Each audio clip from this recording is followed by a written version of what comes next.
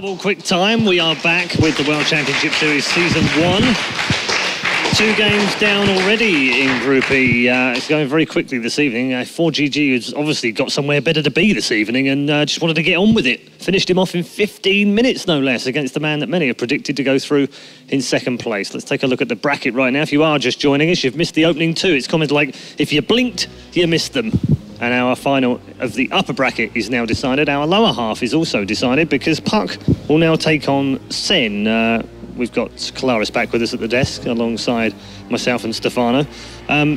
Very impressive from 4GG, as you said it would be. As expected, I said. I was more disappointed by Sen than amazed by 4GG, let's say. Yeah. I knew he didn't really have the same level, but I was hoping for more fighting a bit. Absolutely.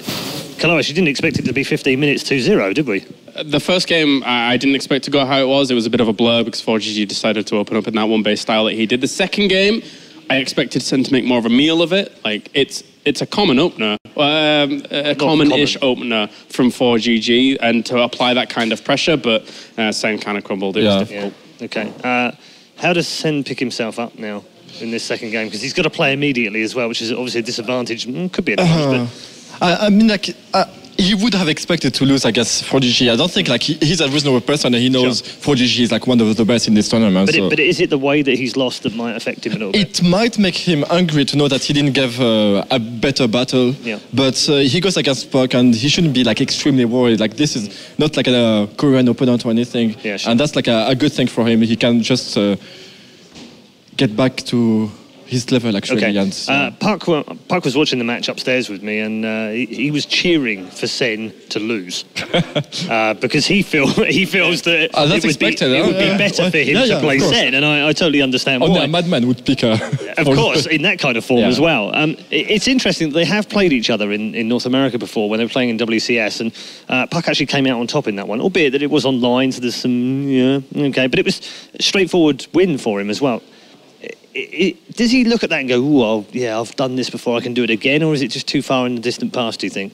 I'm gonna stick with my confidence in PuCK and say, I think that he should be able to do pretty well here. Okay. It's still a good matchup for him. Firecake brought out a series that we didn't quite expect him to play to that level, but kudos to Firecake for doing as well as he did. Yeah. But I still have some confidence in PuCK. Okay, the tricky thing is, when you look at their all-time race results, is that this is Sen's worst matchup, and it's PuCK's best. So if there is a division in experience between the two, which there absolutely is, because Sen's been around for, since, I don't know, since I was alive, it seems. Maybe not that long. But PuCK, obviously less experienced. Does that weigh it up a little bit, make this game very even and hard to call? Honestly, I wasn't really convinced by PuCK's play on last game. Like, I thought he would lose, but against Swarmo's play and really long games. But... Firecake beat him with the standard play and he got ahead and then he went to Swarmos on the second game. So he didn't really lose to Swarmos, he lost to a basic Zerg play. And Sen, I actually don't know how he plays against Protoss. I didn't see any. Do you know how he plays? It's very rare that we actually get to see Sen play at all outside of Taiwanese leagues. So we don't know if he's like more Swarmos. Not too much. No. I haven't seen him play Swarmhost in any of the matches that we've seen him playing at Intel Extreme Masters in the past, so... hard to tell, really. So it should be like more basic Roach. I would imagine it would probably be a more And that beat PuCK, so... Yeah. I actually think Sen can do this one. I want him to do well for once. Like, yeah. I like him. I like him a lot. No, I just like him a lot. He's one of the only I would never insult with Wytra. Okay. That's a way to put it. All right. So he's in the same room. That's good company to be in, I think. PuCK himself, as we said earlier on, had a good-ish year last year. He, achieved some top 8s, which is a great achievement in some very stacked tournaments. Red Bull Atlanta, Red Bull Detroit, WC, maybe not the most stacked tournament, but he finished 4th in good company in there as well. How does he improve from that level as a good foreigner to become a great foreigner? It's difficult for Americans, isn't it? I jest. I don't know, really. I think the WCS system here as it stands might be a little bit of a push in the right direction because you get to travel a little bit more, you get to compete on foreign soil against some of these foreigners and people like 4GG in the group as well, potentially fight against him, maybe, probably not. But so I think that's maybe the best way to go, with the new system in place. All right. Do you think it's better for him in this new system? It's better for him, and I think like for most foreigners, the only thing they miss is like the lack of confidence in themselves, because they know Koreans are better, and they always lose to them. So psychological speaking, they're not doing well, and they won't be doing well if they keep speaking this way. But they just win one single win against a Korean, and it will be the sparkle which make them be confident enough to win every game. And that's what happened to me, and that's what happened to, I think, Scarlett, too. It happened like that. Like just one first win, and then it goes away and keeps going. Yeah. So that's what... We saw that with Kane as well. Kane's had a number of really good results. It's like really a tiny thing, and if you get it, you're good. Okay, all right. Thank you very much, gentlemen. We'll take a break here at the desk, and instead we'll head over to our commentary team for our losers game. Remember, the winner of this one goes through, but the loser is eliminated. Big match for both players. Good luck to Sen and to PuCK. Thank you very much, Red Eye, and welcome once again back to the casting desk. Game number 3 is upon us, and it is a game for elimination now. A best of 3 to see who can still survive in this group, and a game to see who will go home first. And for Sen, it's a long way back, and well, to be fair, for PuCK as well, it's a long way back for both players here if they were to be eliminated after just 2 games of play. And then out, adios, goodbye, back home you go. They played actually 2 months ago, back in 2014 in WCS America. And back then it was PuCK. It's the only encounter lifetime, and back then it was PuCK who was already able to beat Sen, which reinforces even more the feeling that everybody has that PuCK is going to be able to do well against Sen. Yeah, PuCK's, he was very confident. I met him at lunchtime today, and he was very, very confident in his games against Zerg. Before we continue on with that, here are the map order, by the way. We have the first map going to be Expedition Lost, PuCK's choice, then Vanny Research Station, and if need be, Deadwing. The man picked Expedition Lost? Apparently so here, mate. Apparently so. But I'm not sure what to make of this, really. This is the game that he did lose a little bit earlier on to FireCake. He put up a decent fight, like considering how behind he was in that game, you know, after the initial aggression, not really doing much and all that. But I don't know, like overall, any map where it's like decently or even fairly hard to take a third base, I wouldn't pick in general against Zerg. So maybe he has something special planned, maybe he's just not that confident on the other maps. I guess we'll find out. Well, what do you think about the map order, the 3 maps that we're going to play on? Do you think it's like a difficult start for one race over the other? Is it kind of going to pick up pace for one? What do you think? Difficult start for PuCK and progressively gets better, or? Yeah, probably. I mean, for me, Expedition Lost definitely like one of those more difficult maps that you could play against Zerg because of the hard third that you can take. Or that you can't take, rather, a lot of the time. The backdoor as well really doesn't help, especially against a very aggressive Zerg like Sen. I guess like most Zergs can play aggressive anyway, but he's definitely one of those guys that don't play Swarmos too much and will be looking to get aggressive. All right, well, here we are in the elimination game of Group E in the round of 32 of the WCS Premier League. Up here to the top right-hand side is the red Zerg player playing for Hong Kong Attitude. It's Sen.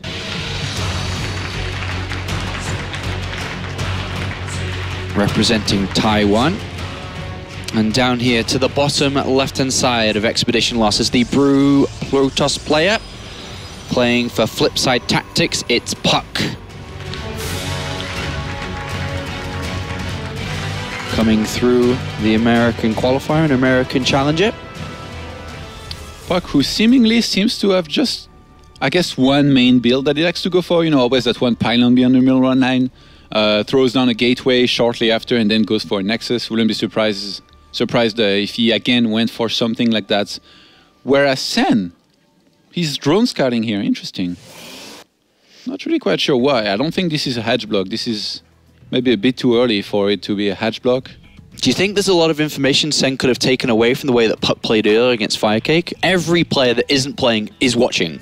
Yeah. I mean, he saw that. He probably already kind of knew. Even though with Sen you can never be sure because he does not maybe put in the same homework that most players would. Maybe he likes to focus on what he does himself rather than study his opponents too much.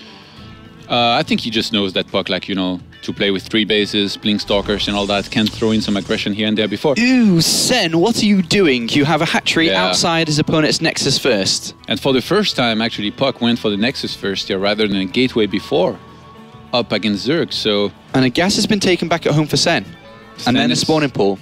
Sen is channeling the inner cats. He is. You think we're going to see some roaches?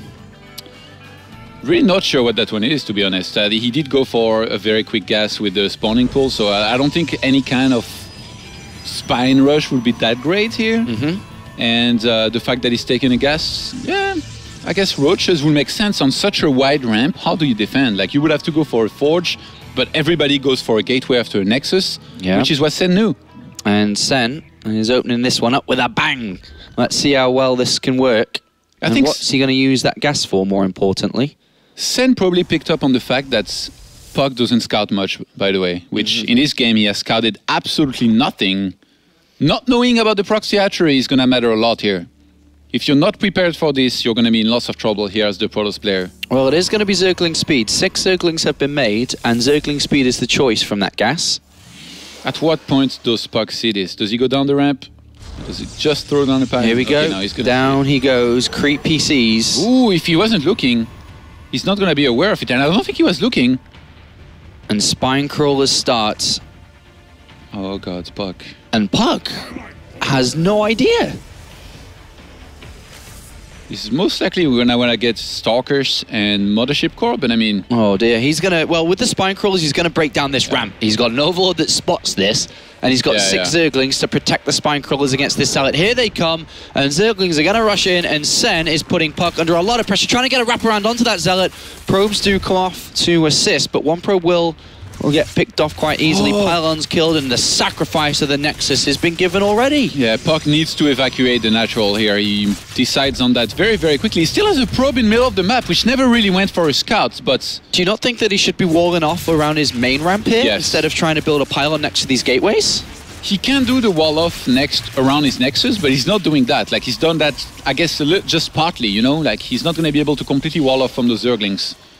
Sen is probably very happy right now with the easy snipe that he got on the that he could have got on the Zealot's Nexus. going to get surrounded here, and it gets a full wraparound on it. And the Zealot is in a lot of trouble. Probes are going to get picked off very easily as well. And this is actually a fantastic start here. Nice probe movement to try and minimize the amount of losses they take. And he only has 2 losses there for 14 Zerglings. So as good of a wraparound that was also very good probe control. So all of a sudden, we have a PuCK on 26 probes against 15 drones only. Sen is still very committed to doing even more damage here with this aggression. He's pretty much all in, it feels like. He's not going to resume mining from the gas. It's only going to be pure links. He's probably going to want to move up the ramp with Crypt Tumors and the Spine Crawlers as well. And there's a pylon on the other side of the map for when Warp Gate is ready. You can just send a couple of Zealots towards the mineral line of his opponent if he ever gets that opportunity.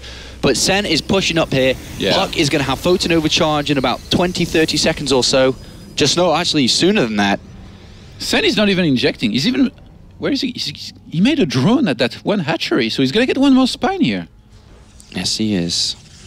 Is there a backout plan here for Sen? No. It's completely all in. Either this works or is dead. Okay, well, let's find out then. Can the American hold on versus this? He had a very good defense against that initial Zergling rush in here. Queen starting to do damage with these Zerglings to the gateway. There's the Photon Overcharge activated. And we do see Sen back off a little bit. And then he goes back into a grab a Zealot. Spine Crawl on the low ground, dealing quite a bit of damage here.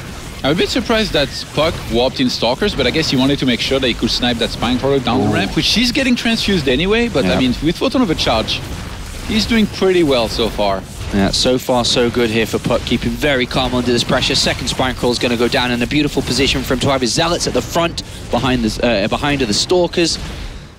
And Sen is running out of ideas here. Only 6 Zerglings. He's just got this one last attempt here. There's almost enough Protoss to be able to take this down. And here we go. We're going to have, I think, PuCK going to take this quite easily here. He's taking out every single Zergling. Spine Crawl is going to fall as well. And just like that, PuCK pushes this out. Very nicely done there. Traps the Queen as well. And this is easily dealt with. And behind this, because of such a weak economy that Sen has, he simply doesn't have enough resources to be able to defend a counterattack here. Yeah, and PuCK can't even expand anyway since there's creep all over the place. I mean, he could take the gold, but he can just attack across the map as well and finish it. The pylon's going to get sniped in the middle of the map, but he still has another one on the right-hand side that he's going for, so Sen going for a counterattack could do some damage, could buy him some time, but back at home, how does he hold? He needs... Right now, Sen needs to cancel that hatchery and throw down a bunch of spines, and then I guess he will die just a little bit less harder than otherwise, but... Yeah. He's not going to win this. Zergling counter-attack here from Sen, which is going to get a couple of probes. There isn't a photon overcharge available, so he's going to have to warp in a Zealot or two to be able to defend this. But even if he was to lose the majority of probes, is he going to stop that army on the other side of the map? Because I don't think he can. PuCK kind of froze here for a second with his army and stopped moving, but... Oh, he lost the mothership core back at home, by the way. Yeah. Can be a little bit annoying here, but if you look at this army, there's a handful of Zerglings, but with this many Zealots, Sentry, hugging tight those probes, making sure they're safe at home. But unless he deals with this army, there's absolutely no way that Sen's going to win this. He needs to pull the drones here and fight, but right now they're getting killed by the Zealots. He's even going to get supply blocked here. 14 additional Zerglings are on the way, and Sen is bringing back some Zerglings from the other side of the map here to try to combat this. Queen's going to go down. Nice force field to try to keep these Zerglings around these Zealots, and they're going to get picked off quite easily. And here come the Zerglings from the other side of the map, but they kind of trickle in, and there's really not much of them here. And this is going to be game over. PuCK is going to take map number 1, and he does 1-0 to PuCK. Very good crisis management from, I guess I would say both players. Like Sen, he went for a build which was countered perfectly, and in the end he still kind of made most of the situation. I mean, he was completely dead. He tried to make it as close as he could. He tried to come back, but PuCK just too far ahead from the initial hold. And yeah, I was going to say, was that initial hold the reason? yes. Like, if he hadn't have lost 14 Zerglings for killing off, what, 2-3 probes? Yeah, there was no economy here for Sen to transition out of. Maybe if he had gone into like something like, say, a lockdown with spines down the ramp and expanded at PuCK's expansion, maybe somehow he could have gone into like a regular game with like roaches. But keep in mind, PuCK could use his own backdoor, you know, with the ice, could have broken that, moved out, attacked, walled himself off back at home. And it's funny because what you mentioned with PuCK possibly wanting off up the ramp, in retrospect, it would have been wrong. And I was thinking the same thing as you. I was thinking about whether he should do that or not. Mm-hmm. As we look at each other in our eyes, Todd, no one else has any idea what's going on. Am I doing something wrong? No, not at all. I'm just thinking about looking at you in your eyes. No one else can see that. They can just see Sen.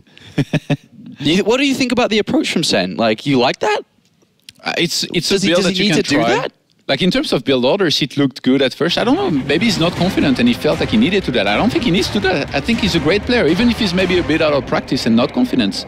He can always make some mutas, make some action happen and win. Well, he's got another chance. Game number 2. Here on Vanny Research Station. Down here to the south side is the Red Zerg player. It is that guy with the other chance. It is Sen. And hopefully he takes it now, because this is truly elimination game. He's up here to the north, representing America, playing for his new team Flipside Tactics. It is PuCK. As the music changes drastically as we stare at his face. Gets epic, man. All right. Pretty underwhelming performance out of Sen so far. Yeah, you know, combining the games against 4GG, no doubt. I have tremendous amount of respect for him, so I'm a little bit surprised to see him play like this. You know, he's somebody who's crushed me in the past. I think we all know that, especially me. So I can only respect him a lot. Well, I don't think there's going to be anyone else that knows it better than you, Todd. Yes, definitely. He's going for another sort of drone scout. Is he going to take the gold? What are you up to, Sen? He is, isn't he? I wonder if... Interesting, this. I wonder if this was his original plan going into this group, or if the games against 4GG got him basically thinking... He's got way too much experience to allow something like that happen. Well, this guy's 28 years old, has been playing StarCraft for over 10 years. Losing one series isn't going to put him on life tilt here, where he makes decisions that are exactly, that are worse. Apollo. He's 28 years old. I'm not too far away from you, and I can tell you that at this age... I make these decisions! You have doubts, Apollo. You have doubts. You lose some games really hard in there, and you're like, oh my God, have I still got it? Maybe it's time to pull some special bills to try and steal a win, because you can't win otherwise. Well, he's going 3 hatch, including the gold. Was it me and you that casted Snoot taking the double gold base? Was it he got cannon rushed? I think it was me and you, right? Yeah. He got cannon rushed on this map on his natural, then took the gold, and then took his opponent's gold, and won with minimal drones. Who was it? It was against Daisy. Yeah. Or Czech. No, Daisy. Yes. Daisy, sorry. That was in Intel Stream Masters, right? Yes. A couple weeks back. I don't know why I Very Keep on precisely asking remember things. that. The answer is going to be yes to everything, Apollo. Do you like me? You remember everything. Do you like my handsomeness? Yeah. Do you think we can be friends forever? Yes. Woo! No guess yet here out of Sen. He's most likely going to want to transfer a lot of drones to the gold base ASAP. He's actually... Why are you only sending 2? Come on, Sen. You better than... Okay, here we go. A few more. Just one more. Is that okay, Todd? I'll say one more. You know, he really picked up on the fact that PuCK doesn't scout too much. Like in the previous game, the build that he went for as a surprise works a lot better than otherwise, but in the end, the reaction was perfect from PuCK. That's why he won. Maybe the execution out of Sen wasn't that great either. But in this game, going for the goal like this, PuCK not being able to see it, I really feel like this is going to propel Sen in a great economic position. Why does PuCK not scout? Like because he likes money, Apollo. Because actually, he likes money? He has a probe on the map, always like kind of hidden, kind of like a hug probe, you know, waiting for its time to go and place down the pylon so they can warp units across the map. But so PuCK already has a plan. He's got a more than likely attack plan, do you think? He doesn't care what his opponent's doing. He's already got his build. He's just going to execute it and give it his best. The thing is, it's a bit weird the way he's throwing down gateways, you know, in sets. Like with 1 first and then 2 more later. Usually you make them like all at once so that they can line up and finish very well at the same time. But I guess he hasn't had warp gate researching for long enough for those to finish late anyway. So we are going to have a massive gateway attack here. Okie doke. He's going up to, I think, 7. I guess as you described that HuCK probe on the left-hand side, his time is almost... Yeah. There it is. Oh, the Ling is going to find it. Imagine if he lost that would... Well... Yeah, that's kind of bad for PuCK because this is already a massive tell. If he still throws down the pylon, he's basically saying, you're already going to know what I'm going for, but I don't even care. Sen is checking around very smartly with an Overlord inside the natural. He's seen Gateway's been added into the main. He sees no gases on the natural. He sees the Chrono Boost on the main now on the ramp and additional gateways. He knows exactly what's on its way. You know what's crazy? If Sen had taken his natural, like the indoor space, instead of this one, I could literally see PuCK's unit walking there and not finding a base and be like, what the hell is happening right now? This is crazy. It's slow Zerglings, a Spinecrawler finishing up, a Roach Warren that's just now finished too, and not enough gas in the bank to be able to build Roaches because he just started speed. Only 3 Roaches on its way. This is going to be so deadly here from PuCK. Oh, he's only starting now. He would need a lot of Queens and Spines to hold comfortably, and that's going to be very difficult now. 20 slow Zerglings on the way, and he loses already 3 or 4 of them, and the Stalkers are down here. Only 1 Spine, 5 Roaches in total on its way. He's going to try and target down this Spine really fast. Is he going to get it? Yes, he is going to get it. Dedicated a couple of hit points towards it. Last shot turns around, picks it off. And now Queen's coming to the assistance. PuCK didn't have to pull back just yet. I don't think he realized that how far away speed is here. I guess not scouting will do that to you. And he's finally going to get in there and fight. Having that pylon so close is going to help a lot. Yeah, he's going to continue to warp in units right into battle here. And the Zealots just doing what they do best. Chopping up Zerglings as Stalkers get closer and closer towards the Queens, the Roaches. And this is starting to get pretty nasty here. More Lings are on the way, but with continued warp-ins, and as long as he keeps the Stalkers alive, that is the most important part. Don't lose these Stalkers, warp in new Zealots, keep the Stalkers dealing the damage that they do best. And he's going to pick up a 2-0 here. Is this hold possible from Sen? No. I mean, with speed Zergling now, speed, 5 seconds away. If he gets a wraparound on the Stalkers... there's too much. There's too much from PuCK, doesn't matter. He keeps on reinforcing with units 7 by 7 with the 7 gateways that he has, and Sen probably had a 20-hour something trip and played less than Anna for Anna. Yeah, that's bad, that is. That is very, very bad here. There's a couple of Stalkers slowly getting picked off here, but with more and more units coming in, he's already lost a lot here, and there's no Queens left, no more lava injects, not a lot of lava left over here for Sen. And then I think it's safe to say here, not the best performance from Sen we've ever seen, as he's slowly dying in this game. Continued reinforcements not coming through yet, though, from PuCK. And he loses 1 or 2 Stalkers. Another round comes through. Yeah, can Sen pull off the miracle hold here? I really don't think so, but PuCK has been reinforcing very slowly, and he has a lot of Chrono Boost banked up, actually almost maxed on both of his Nexus. Well, these Roaches are going down very, very fast here to these Stalkers. Queens and he made drones. Even drones coming out of nowhere. I don't know where they've just come from. But he's going to bring down that Queen. More Roaches being targeted down slowly but surely. A couple of extra Zerglings do come through, but the loss of Queens from the earlier on, from the initial defense, is really hurting now. He just isn't able to use the ability Lava Inject to get the lava out there so he can build more than PuCK. And it's equal in supply, but targeting down that hatch building up the Zealots once again. Sen on 7 roaches against 8 stalkers, man. Yeah. Would One take some drone, serious... 2 drone, 1 Zergling, 2 Zergling. Easy counting game here for PuCK as he just starts to take the supply lead and is going to really bring the pain now. A couple of sentries just for annoyance to trap these roaches from running away so we can get right up and close and make sure they all die off. And there is that force field. And the roaches are trapped there at the back. A couple of extra drones go down as well. Queen pops out, hits its lava inject.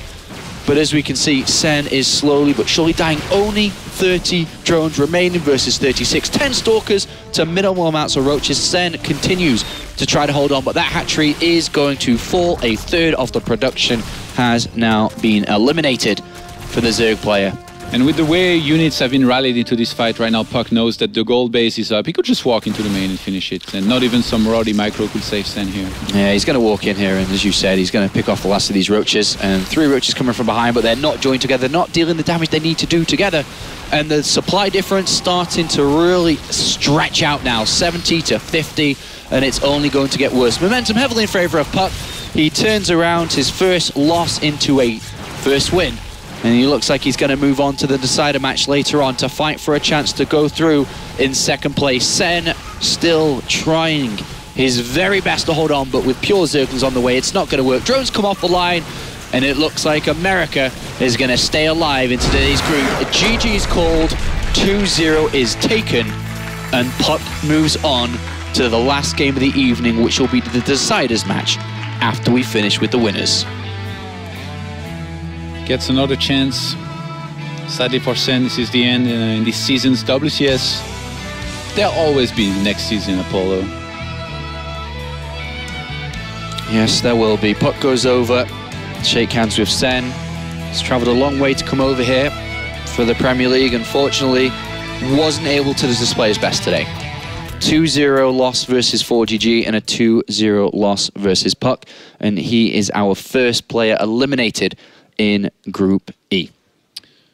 Imagine if PuCK had taken that other base, really, the indoors one, instead of that one outside of his... And why did he even take that one? I guess he wanted maybe to be closer to his goal base in case the goal base was to be assaulted. Because then if he had taken the indoors one, it would have taken much longer for those units to get there. But in the end, kind of backfired. I guess he couldn't have known it was going to be a 7 gates.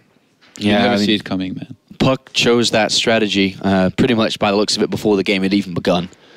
Chose it straight away and nailed the execution of it. And as you said, Sen's build played into his hands there. But PuCK moves on to have either a second chance against Firecake, or depending on if, you know, how that winner games goes, if Firecake's able to beat 4GG, he would have to go against 4GG in the winners match. But we've seen comebacks happen in the WCS multiple times before.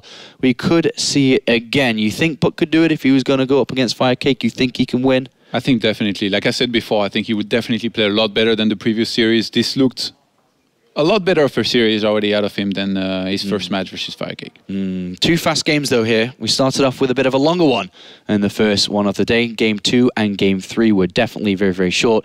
And the Game 4, not too far away now. It's going to be 4GG versus Firecake in our winners match. We'll see how that one's going to shape up very, very shortly. Looking forward to that one.